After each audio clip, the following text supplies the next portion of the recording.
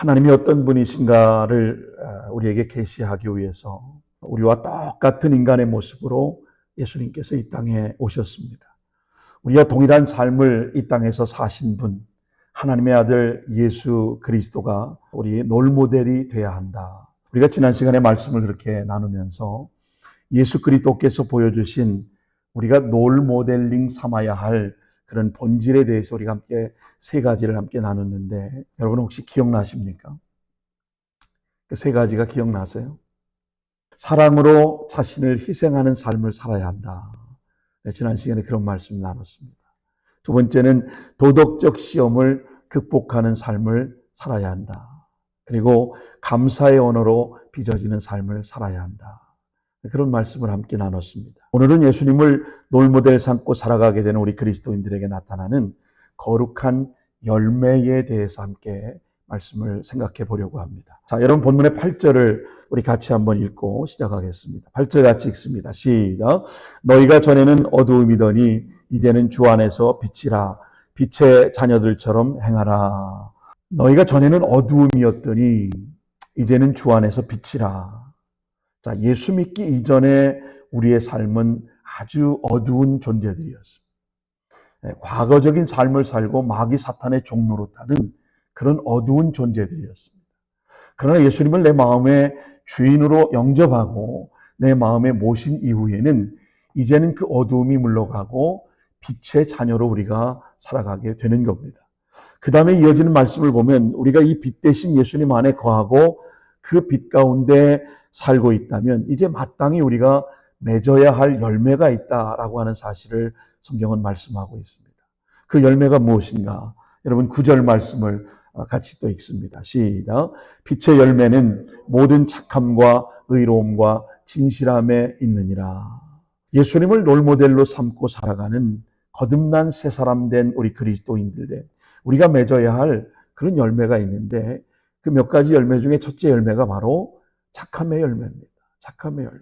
여기에 사용된 이 착함이라고 하는 말은 헬라어의 이 아가도시네라고 하는 이 단어는 단순한 착함을 말하지 않고 선하고 또 선의롭고 인자하고 덕스럽고 또 의로운 선을 아가도시네라고 말합니다. 특별히 도덕적, 영적, 선한 선, 이 착함을 아가도시네라고 말하는데 이것은 행동으로 드러나는 선함을 의미합니다.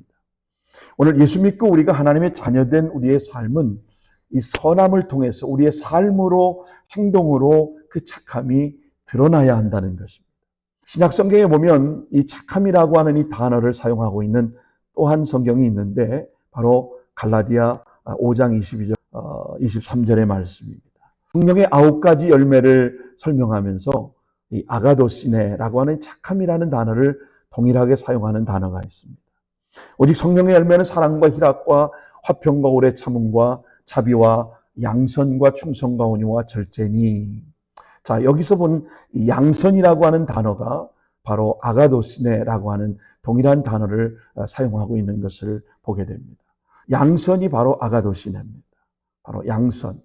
이것은 하나님의 의로부터 나오는 착함, 하나님의 선한 성품을 의미하는 겁니다. 다른 사람에게 어떤 유익을 줄 수 있는 능동적인 선함이 바로 아가도시네입니다. 덕을 세우고 도덕적인 품성의 의로움을 가지고 있는 단어가 바로 이 아가도시네라고 하는 착함이라고 하는 단어로 표현되어져 있습니다. 이웃과의 관계에서 비이기적인 태도를 갖는 것. 우리 예수 믿는 사람들이 사실은 욕을 먹는 것이 너무 이기적이라는 것이죠. 자기밖에 모르고 좀 배려할 줄 모르고 다른 사람을 존중해 주지 못하는 그런 모습에서 그리스도인들의 그런 약점을 드러내고 있고 욕을 먹는 것들을 보게 됩니다. 어떤 면에서는 이 아가도시네라고 하는 이 양선, 이 착함의 열매는 마치 예수님이 우리에게 베풀어 주셨던 그 아가페적인 사랑과 그 뉘앙스가 거의 흡사한 단어라고 볼 수 있습니다. 자신의 이익이 아닌 이웃의 유익을 구하는 태도, 바로 하나님 자신의 성품을 의미합니다. 우리 하나님은 선하십니다. 그래서 하나님은 인간을 늘 선대하시는 하나님입니다. 놀라운 사실은 하나님은 불의한 자나 선한 자를 동일하게 선대하시는 그런 하나님이심을 성경은 우리에게 말씀해 주고 있습니다. 마태복음 5장 45절 말씀 같이 한번 읽어볼까요? 하나님은 그 해를 악인과 선인에게 어떻게 하신다고요? 비를 의로운 자와 불의한 자에게 골고루 내리시고 함께 하시는, 이게 하나님의 선하심의 바로 속성이고 성품입니다. 아니, 불의한 자에게는 좀 악하게 좀 대하시고 선한 자를 좀 의롭게 대하시고 풍성하게 해주시면 얼마나 좋겠습니까? 근데 우리 하나님은 시편 33편 5절의 말씀처럼 바로 인자하심, 이 세상의 여호와의 인자하심, 이 하나님의 헤세드의 인자하심, 선인과 악인에게 또 의로운 자와 불의한 자에게 골고루 함께 해주시는 하나님이심을 봅니다. 때로는 하나님은 불의한 자를 도구로 사용하셔서 의로운 자를 책망하시기도 하고, 또 악한 자를 통해서 선한 자의 양심을 깨우치기도 하시는 그런 하나님이심을 우리는 보게 됩니다. 그리스도는 이런 선하심을 이 땅에 사는 사람들, 또 병든 자들을 불쌍히 여기시고 고치시는 하나님이십니다. 자신을 따라오는 제자들에게 착하고 충성된 자다, 이렇게 말씀하셨습니다. 착하고 충성된 자. 이 착하고 충성되다고 하는 이 단어를 신약성경에 딱 2번 사용하셨는데, 마태복음 25장에 달란트 비유에서 이 착하고 충성되다고 하는 단어를 딱 2번 표현하셨습니다. 성경의 다른 어떤 곳에도 착하고 충성되라는 말은 기록되어 있지 않습니다.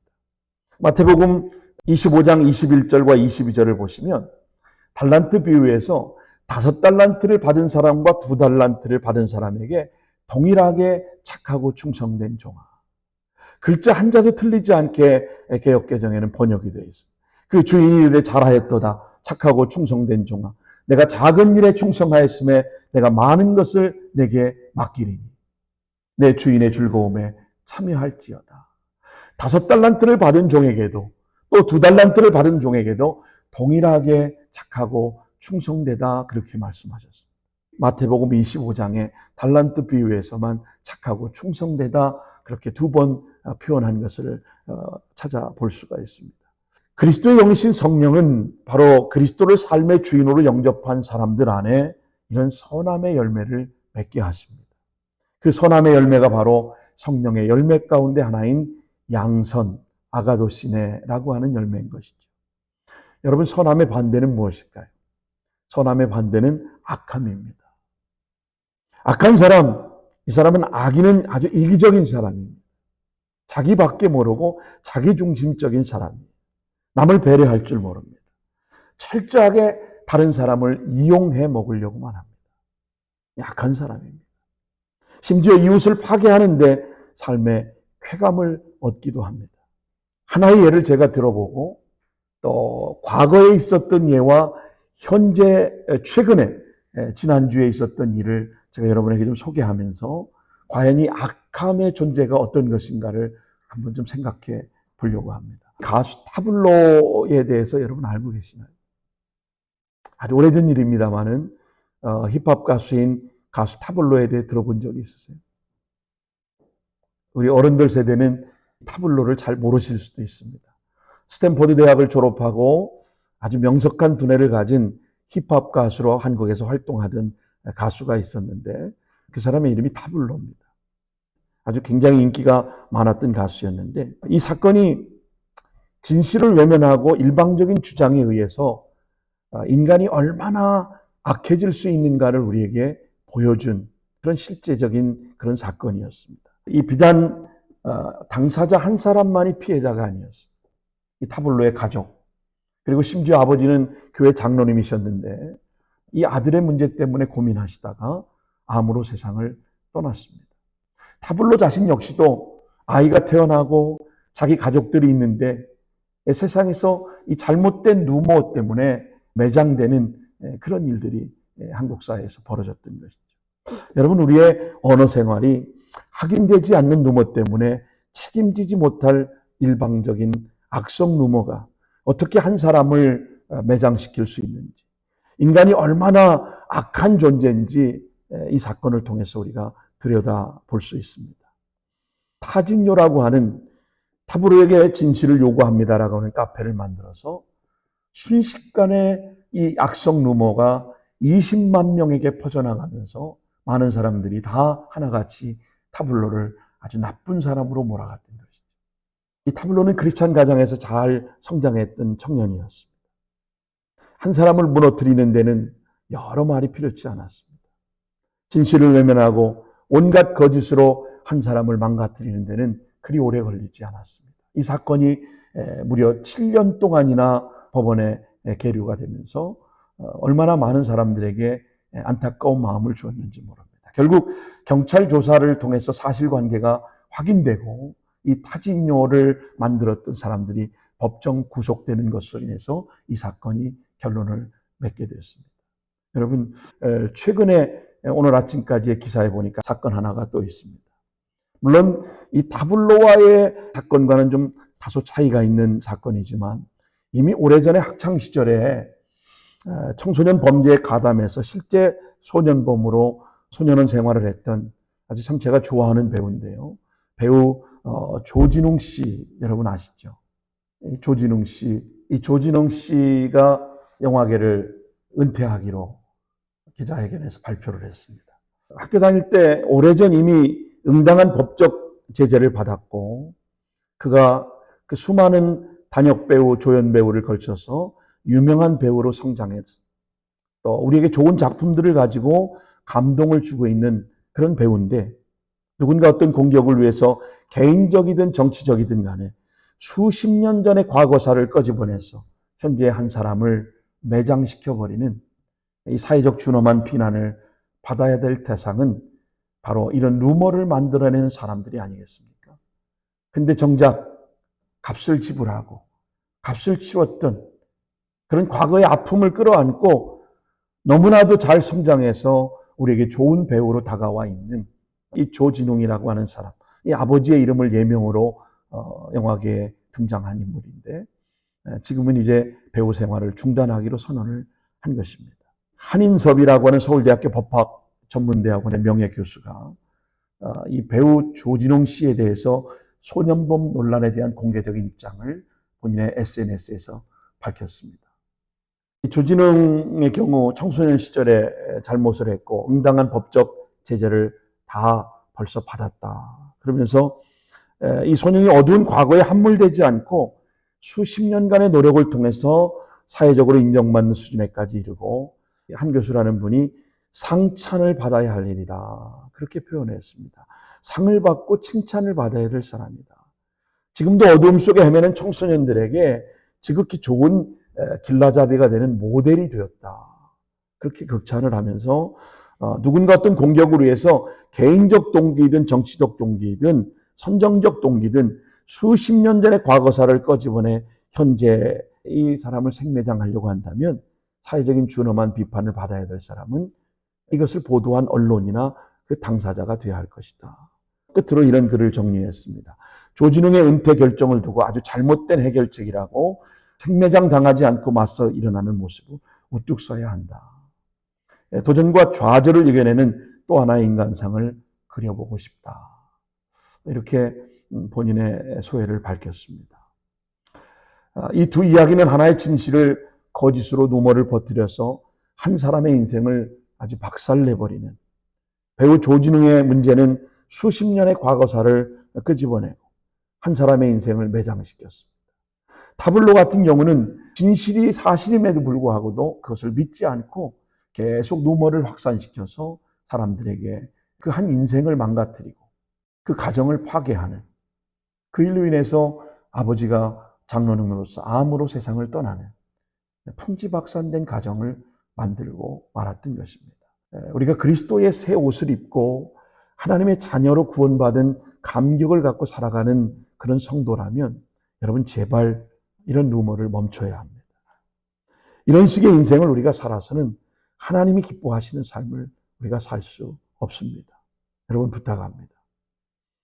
이런 얘기를 들어야 할 수많은 사람이 많지만 여러분만이라도 여러분이 교회로 살아가시고 교회된 삶을 성숙하게 우리가 살아내려면 이런 일에 연루되지 않기를 바랍니다.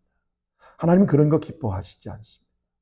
반드시 하나님께서 참된 그리스도인의 삶을 살아가는 우리를 하나님 반드시 축복하시는데 그런 인생을 살지 못하는 사람 하나님 기뻐하시지 않습니다. 자신의 유익을 위해 여러분 사람을 이용하지 마십시오. 생산적이고 축복된 일을 하면서 하십시오. 여러분 뭐가 그렇게 남의 일에 관심이 많으십니까? 저는 좀 누군가 좀 말을 좀 섞고 싶어도 하루 24시간이 부족해서 못합니다. 새벽에 일찍 일어나서 회사에 출근해서 일하고 또 10시간 일하고 집에 돌아오면 몸은 지치고 또 그 다음날 새벽에 해야 될 여러 가지 일들을 또 준비하고 주중에 조금씩 설교 원고를 정리하고 말씀을 준비하면서 주일을 기다리는 집과 직장과 교회 외에 누구와 말을 좀 섞고 싶어도 섞을 수 있는 시간조차 없어서 저는 참 다행이고 감사하다고 생각합니다. 여러분 예수 그리스도의 옷을 입은 새 사람 된 성도가 되었다면 제발 여러분 우리는 구별된 삶을 살기를 축복합니다. 구별된 하나님의 사람으로 생산적인 삶을 우리가 살아가야 합니다. 우리 말의 격언에 남의 눈에 눈물 내면 내 눈에는 피눈물 난다라고 하는 말이 있습니다. 남의 눈에 눈물 낸 사람은 반드시 자신의 눈에는 피눈물 날 일이 반드시 생길 것입니다. 나중에 후회하지 마십시오. 선하고 착하게 아가도시네 양선의 삶으로 우리가 살아가기를 바랍니다. 결국은 진실이라고 하는 것은 흠집을 내고 뭔가 상처를 줄 수는 있지만 그 팩트 자체는 바뀌지가 않습니다. 진실은 바뀔 수가 없습니다. 그 진실을 외면하지 않고 진실을 맞대응하고 살아가야 될 사람들에게 있어서는 시간이 좀 필요할 뿐입니다. 타블로가 어느 한 언론과 인터뷰한 내용이 이렇게 인터뷰를 한 것을 제가 캡처를 했습니다. 저와 제 가족의 삶을 완전히 망가졌지만 제가 법적인 조치를 취하지 않는 것은 이런 일이 다른 사람에게는 더 이상 일어나기를 바라지 않기 때문입니다. 그래도 아버지의 신앙의 유산을 물려받은 이 타블로는 그 안에 착함이 있었습니다. 그렇게 고통당하고 그렇게 사회적으로 매장당하는 그런 어려움과 아픔을 겪었음에도 불구하고 누군가를 향해서 참된 그리스도의 모습으로 대응하지 않고 반응하지 않고 묵묵히 그 어려운 시간을 견뎌낼 수 있었던 겁니다. 일종의 이웃을 무너뜨리는 집단 광기의 현장에서 우리는 종교개혁자들이 증언한 인간의 전적인 부패를 우리는 확인할 따름입니다. 선하신 하나님은 우리가 삶의 주인으로 모신다면 하나님의 선하심을 담고자 하는 그런 열망이 오늘 저와 여러분 안에 있어야 할 줄로 믿습니다. 악은 선을 이길 수가 없습니다. 선은 악에게 공격을 받지만 결국 그 공격은 오래 가지 않습니다. 이것이 진정한 그리스도인의 삶의 열매, 아가도스네, 착함, 양선의 열매입니다. 자, 여러분 성경을 보십시오. 믿음의 조여 또 온전케 하시는 이 예수를 바라보자. 그는 그 앞에 있는 기쁨을 위하여 십자가를 참으사 부끄러움을 개의치 아니하시더니 하나님 보좌 우편에 앉으셨느니라. 아멘. 여러분 우리 예수님도 십자가상에 그 모진 고통과 부끄러운 수치를 다 당하셨습니다. 그런데 예수님은 그런 부끄러움을 개의치 하지 않으셨다는 거예요. 옷을 다 벗기시고 채찍으로 때리고 네가 하나님의 아들이라면 십자가에서 내려오라고 조롱하고 온갖 가진 비난을 다 쏟아부었지만 예수님은 개의치 않으셨습니다. 잘 참아내셨습니다. 사도 바울 역시도 끊임없는 자신의 사도권에 대해서 요즘으로 말하면 사도 바울이 목사 안수를 받았느냐 받지 않았느냐 이런 논쟁에 얼마나 시달렸는지 여러분이 사도 바울의 13권의 서신 인사의 부분인 서론을 읽어보시면 늘 언제나 사도 바울은 자신의 사도권을 변호하는 걸로 편지를 시작합니다. 그리스도의 사도인 바울은 13권의 서신의 맨 앞부분에 보면 늘 자신의 사도권을 늘 주장했습니다. 가는 곳마다 복음을 전할 때마다 비난을 받습니다. 가는 곳마다 복음을 전할 때마다 너무나도 사도권에 대한 위협을 받습니다. 너 진짜 목사 안수 받았어? 너 진짜 사도야? 네가 우리에게 거짓을 지금 증언하고 있는 거야. 온갖 비난과 비방을 다 받았지만 사도 바울은 개의치 않았습니다. 묵묵히 믿음의 주여 온전케 하시는 예수님 바라보고 복음의 복된 소식을 전하는 일에 그의 일평생을 하나님께 드렸습니다. 저는 어머니께서 어릴 적에 들려주셨던 말씀이 너무나도 생생하게 기억에 남습니다. 저는 이 부분이 아마 적절한 저희 어머니가 해주셨던 말씀이 아닐까. 저희 어머니 이런 얘기를 하셨어요. 똥 묻은 게 상대하지 말아라. 똥 묻은 게 상대하지 마라. 네가 똥 묻은 게를 상대하다 보면 네 몸에 똥이 묻으니까. 저는 어쩌면 어머니께서 하신 말씀이 바로 이런 모습이 아닐까. 똥 묻은 개가 겨 묻은 개를 나무란다.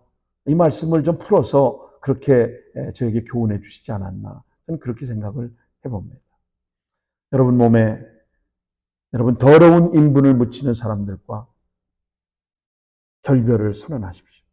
결국 여러분이 예수 그리스도의 깨끗한 새 옷을 입은 분들이라면 깨끗한 그 새 옷에 여러분 인분을 묻히지 마십시오. 타블로 사건은 현대사회의 악함이 얼마나 쉽게 퍼질 수 있는가를 우리에게 잘 보여주는 사례입니다. 우리가 살아가는 이 사회가 이것뿐이겠습니까? 악을 악으로 갚지 아니하고 악을 선으로 대할 수 있다면 그 사람이 승리하는 사람입니다. 그 사람이 정말 축복된 존재입니다. 그런 사람을 하나님이 축복하시긴 거예요. 예수님을 롤모델로 삼고 살아가는 거듭난 새 사람, 그리스도인은 우리가 맺어야 될 열매들이 무엇입니까? 아가도스, 착함의 열매입니다. 두 번째는 의로움의 열매라고 성경은 말합니다. 의로움의 열매. 착함이 이웃들과의 관계에 보여지는 열매라면 의로움은 하나님과의 관계를 말하는 겁니다. 하나님과의 관계. 하나님과의 관계에서 시작되는 삶의 열매가 바로 의로움입니다. 우리가 예수님을 참된 구주로 또 주님으로 믿고 죄인 되었던 우리가 의롭다함을 얻게 된 것은 하나님 앞에 죄사함 받고 의롭다함을 얻고 살아가는 실제적인 삶이 우리에게 주어져야 하는 겁니다. 여러분, 우리는 구원받았기 때문에 의롭게 살아가는 것이지 구원받기 위해서 의롭게 사는 존재가 아닙니다.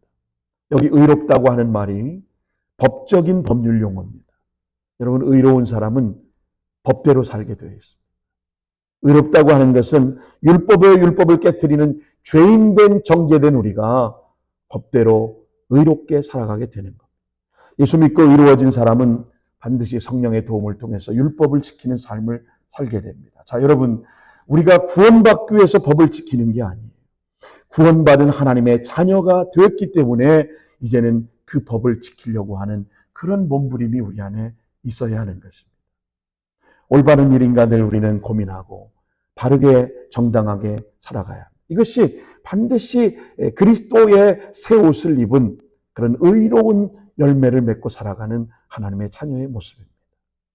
여러분, 의의 반대가 무엇입니까? 의의 반대는 불의한 것입니다.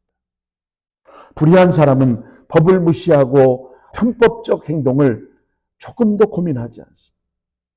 조금도 고민하지 않습니다. 자, 로마서 1장 18절에 이런 사람들에 대해서 성경은 뭐라고 경고합니까? 같이 한번 읽습니다. 하나님의 진노가 불의로 진리를 막는 사람들의 모든 경건하지 않음과 불의에 대하여 하늘로부터 나타나나니. 자, 여기 주목할 단어가 바로 불의의 원인입니다. 불의의 원인이 뭐라고 말씀합니까? 경건치 않음이라고. 불의한 원인은 경건하지 않기 때문에. 왜 사람들이 불의에 빠질까? 경건하지 않기 때문에. 여러분, 경건이 뭡니까? 경건은 하나님을 두려워하는 태도가 경건입니다. 하나님을 두려워하는 태도가 없기 때문에 여러분, 내가 잘못인지도 알면서도 서슴없이 고민해보지 않고 행동으로 옮겨버리는 겁니다. 여러분, 경건한 삶의 원리가 이 트라이앵글에 있습니다. 우리가 경건한 삶을 살기를 원하면 우리의 신앙생활에 이 원리를 반드시 지켜가야 합니다. 첫째는 하나님께 드리는 예배입니다. 예배는 하나님께 올려드리는 겁니다. 이거를 로마서 12장은 living sacrifice, 거룩한 산 제사라 이렇게 표현되어 있습니다. 둘째는 예배를 드리며 하나님이 주시는 말씀을 우리는 잘 받아 먹어야 합니다. 여러분, 특히 말씀을 듣는 중에 그 말씀이 내 마음에 부딪힘이 온다. 그러면 이것을 주의 음성으로 들으셔야 합니다. 그 말씀이 내 마음에 찔림이 있고 부딪힘이 온다. 저 목사가 오늘 나를 들으라고 설교하는구만. 나를 타켓으로 삼는구만. 아닙니다. 사탄의 음성에 여러분 넘어지지 않길 바랍니다. 쉐마의 말씀을 네마의 말씀으로 내가 받아들이고 아멘할 때 성령께서 나에게 역사하신다는 사실을 여러분 기억하셔야 합니다. 사람의 말로 받지 아니하고, 사도 바울이 복음을 전할 때마다 성경은 사람의 말로 듣지 않았다고 그랬습니다. 하나님의 음성으로 듣고 하나님의 말씀으로 받을 때 그 심령에 새로운 크리에이션, 새 창조가 일어나고 변화가 일어나게 되는 겁니다. 세 번째는 중보자이시며 내 기도를 듣고 응답해 주시는 그리스도와 연합하기 위해서 우리는 끊임없이 말씀을 묵상하고 우리는 계속해서 기도 생활을 잘 해가야 합니다. 이것이 믿음이 생기고 경건한 신앙의 삶을 살아가게 됩니다. 하나님께 예배드리고 그 말씀을 잘 받아먹고 그리고 주님과의 영적인 깊이 있는 교제가 계속해서 이어질 때 나에게 진정한 경건한 신앙의 삶은 지속될 수 있는 겁니다. 우리가 늘 하나님을 바라보고 그분을 경외하고 산다면 그분이 의로우신 것처럼 우리도 그분의 의로운 성품을, 품성을 우리는 갖게 되고 그런 열매를 맺게 되는 겁니다. 여러분 안에 이런 열매가 풍성하게 맺혀지기를 축복합니다. 한 노인이 은행에서 현금을 찾아가지고 집으로 돌아오다가 그만 지갑을 땅에 떨어뜨리고 말았습니다. 이거 미국의 어느 작은 마을에 실제적으로 있었던 일입니다. 그 지갑 안에는 몇 달을 생활해야 될 생계비 2,000불이 그 안에 들어있었습니다. 돈을 잃어버리고 이 노인은 얼마나 당황했겠습니까? 왜냐하면 생활이 불가능했기 때문에. 근데 어느 날 그 지갑을 한 청년이 지나가다가 얻게 됐습니다. 그리고 이 청년도 곧장 지갑을 열어보고 깜짝 놀랐어요. 그 안에는 돈과 신분증뿐만 아니라 눈이 불편한 78세 노인입니다. 이런 글귀가 그 지갑 안에 쓰여 있었습니다. 그 순간 청년은 두 가지 선택 앞에 고민을 합니다. 아무도 보지 않았는데, 아무도 본 사람이 없는데 이 지갑을 그냥 내가 가져갈까? 그러면서 고민하기 시작합니다. 아니야. 이건 하나님 앞에 옳은 일이 아니야. 청년은 조용히 중얼거립니다. 그리고는 그가 코람대요. 하나님이 보고 계시는데. 그래서 이 청년이 고민 끝에 이런 결정을 했습니다. 그 지갑을 들고 노인의 집 주소를 찾아서 그 집에 가서 노크를 합니다. 노인이 문을 열었습니다. 힘이 하나도 없습니다. 떨리는 손으로 그 지갑을 그 노인에게 주고 그 노인은 떨리는 손으로 그 지갑을 받아들였습니다. 지갑 안에 그 돈이 그대로 있는 것을 확인하고는 그 청년의 손을 잡고 울음을 터뜨렸습니다. 아들, 아들, 세상에 이런 사람이 아직도 있단 말인가? 아직도 이런 사람이 있네. 그때 청년이 이렇게 그 할아버지한테 말합니다. 할아버지, 제가 욕심이 없었던 게 아닙니다. 하지만 하나님이 나를 보고 계신다고 하는 생각에 불의한 생각을 할 수가 없었습니다. 노인은 후에 이 청년의 미담을 신문 인터뷰에서 이렇게 고백했습니다. 그 청년은 나에게 지갑을 들려준 것이 아니라 하나님을 경외하는 삶이 무엇인지를 나에게 보여주었습니다. 이 청년의 의로움은 사람이 보지 않는 곳에서 시작되었고 그의 의로운 선택은 사람이 칭찬이 아니라 하나님을 두려워하는 마음에서 흘러나온 열매였습니다. 의로움은 사람의 눈을 의식하는 데 나오지 않습니다. 하나님만을 두려워하고 하나님만을 의식하는 데서 의로움이 나오는 겁니다. 불의한 사람은 법을 무시하지만 의인은 하나님 앞에서 반듯하게 삽니다. 의로움은 성령의 열매이고 하나님을 경외하는 영혼이 맺는 풍성한 열매이기 때문입니다. 마지막 세 번째로 예수님을 롤모델 삼고 살아갈 거듭난 새 사람 된 그리스도인이 맺어야 될 그런 삶은 무엇입니까? 진실함의 열매입니다. 진실함의 열매. 착함과 의로움과 함께 진실함도 하나님의 본질적인 속성 안에 속합니다. 우리 하나님은 진실하신 하나님이십니다. 여러분, 진실의 반대는 거짓이죠. 성경은 사탄은 거짓의 아비라고 말합니다. 자, 성경을 보겠습니다. 자, 요한복음 8장 44절 같이 한번 읽어볼까요? 시작. 너희는 너희 아비 마귀에게서 났으니 너희 아비의 욕심대로 너희도 행하노라. 그는 처음부터 살인한 자요 진리가 그 속에 없으므로 진리에 서지 못하고 거짓을 말할 때마다 제 것으로 말하는 이는 그가 거짓말쟁이요 거짓의 아비가 되었습니다. 사탄은 처음부터 거짓말. 사탄은 사람을 죽이고 도적질하고 오늘 우리를 하나님과의 관계를 무너뜨리려고 우리에게 오는 것입니다. 디아볼로스하고 틈을 벌리고 우리의 약점을 파고들어서 우리의 가장 약함을 건드려서 하나님과의 관계를 기쁘게 가지 못하도록 만듭니다. 거짓말할 때마다 거짓말쟁이 제 것으로 말하고. 민수기 23장 19절은 성경은 우리에게 뭐라고 말합니까? 하나님은 사람이 아니시니 거짓말하지 않으시고 사탄과 대비가 됩니다. 인생이 아니시니 후회가 없으시더라. 우리 하나님은 절대로 후회할 일을 하지 않으십니다. 후회할 일을 만들지 않으시는 하나님. 어찌 그 말씀하신 바를 행하지 않으시며 하신 말씀을 실행하지 않으시리라. 하나님의 약속은 반드시 실행하십니다. 이사야가 700년 전에 예수님의 탄생을 말씀했을 때에 700년 후에 이사야 예언대로 예수 그리스도 메시아가 우리의 인간의 몸을 입고 인카네이션 하셔서 이 땅에 성육신 하셨어. 오늘이 바로 그 두 번째 예수님을 기다리는 대강절의 두 번째 주일. 우리는 그 주님을 기다리며 그 주님을 맞이하기를 우리는 준비하는 그런 신앙적인 모습이 우리 안에 있어야 하는 것이죠. 우리 하나님은 절대로 후회가 없으십니다. 후회하는 일을 만들지 않으십니다. 우리가 예수 믿기 전 과거에 사탄의 종로라는 자리에서 해방되어 이제는 우리가 하나님의 자녀가 되었습니다. 그렇다면 이제 우리가 진실하신 아버지를 닮아가는 것, 이것이 당연한 삶의 변화가 아니겠습니까?